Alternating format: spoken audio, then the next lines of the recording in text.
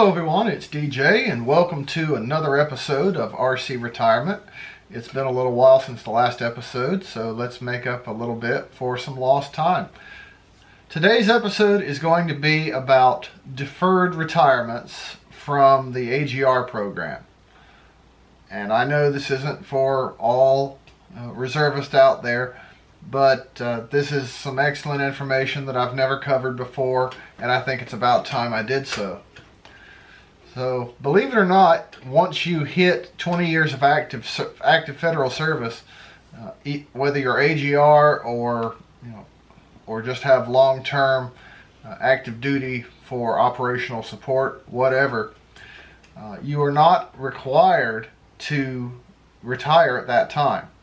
Some people continue in an AGR tour for an additional tour, and some, if they think they can advance their career even farther, will choose to go back to a traditional drilling status. And here's the interesting thing about that. So let's just say we've got an E6 who has hit 20 years of active service, and he believes he can be, or he knows, it's best if he knows, that he can be promoted to E7 or E8 once he goes into a drilling status. Well, he can request this. If he's National Guard, then through his state AGR manager, and if he's Army Reserve or any of the other reserve components, then through the National Personnel Center. He can request to be reverted back to drilling status and separate from the AGR program. Now, of course, once you're separating from AGR status or any active duty status, you have the right to an out-processing physical and various counseling sessions and whatnot to make sure you understand all of the rights that are available to you.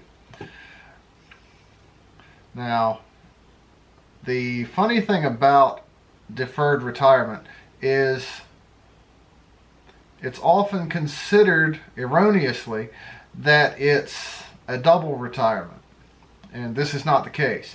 So let's go back to that E6 I mentioned.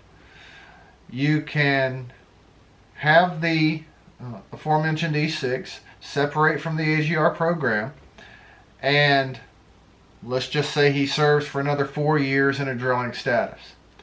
At the end of that period, when he decides to actually retire from, I'm going to call him National Guard, when he decides to retire from the National Guard, and let's assume he's age 50, he can begin receiving his active duty retirement on the 1st of that next month.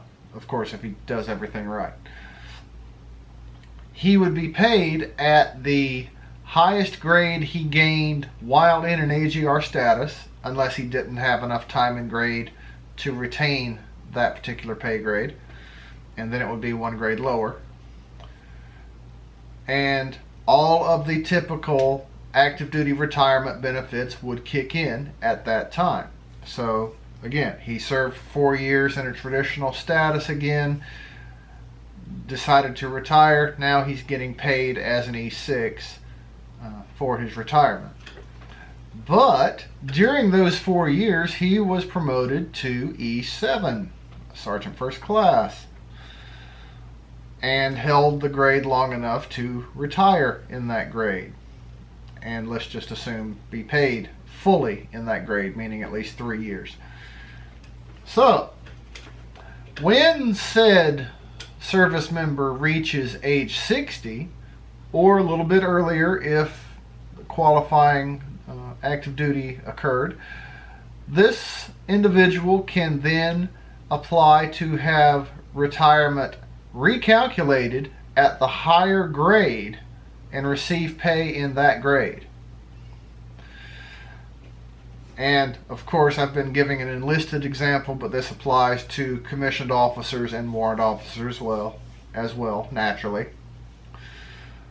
I'm going to put a lot of resources in the show notes about this.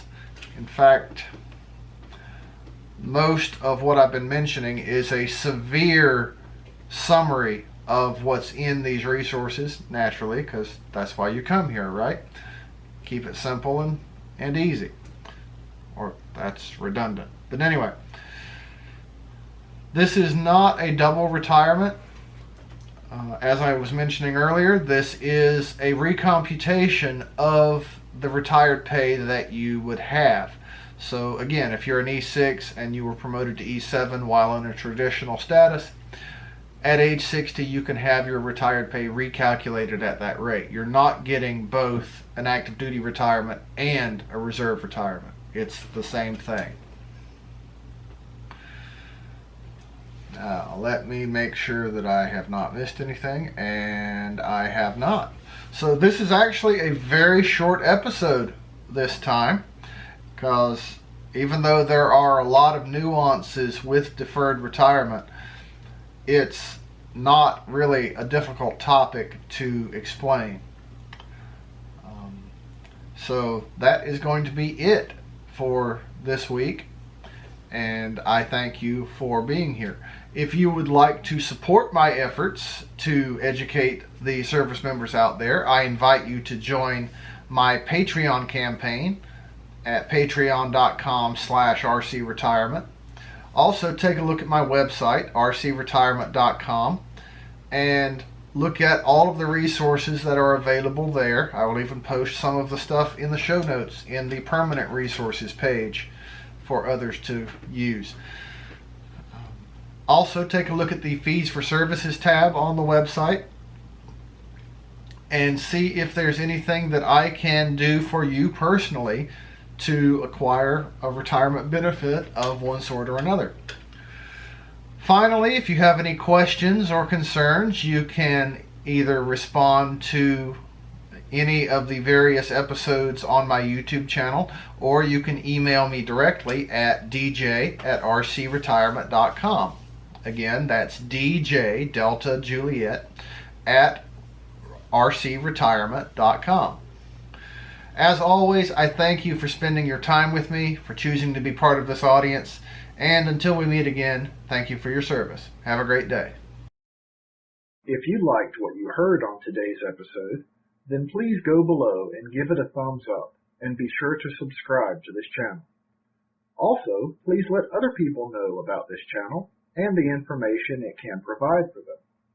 If you have questions or comments, then please have no qualms about posting them in the comments section below. Please remember the RC Retirement YouTube channel and the RC Retirement website are not recognized or endorsed by the Department of Defense, the Department of Veterans Affairs, or any other government agency.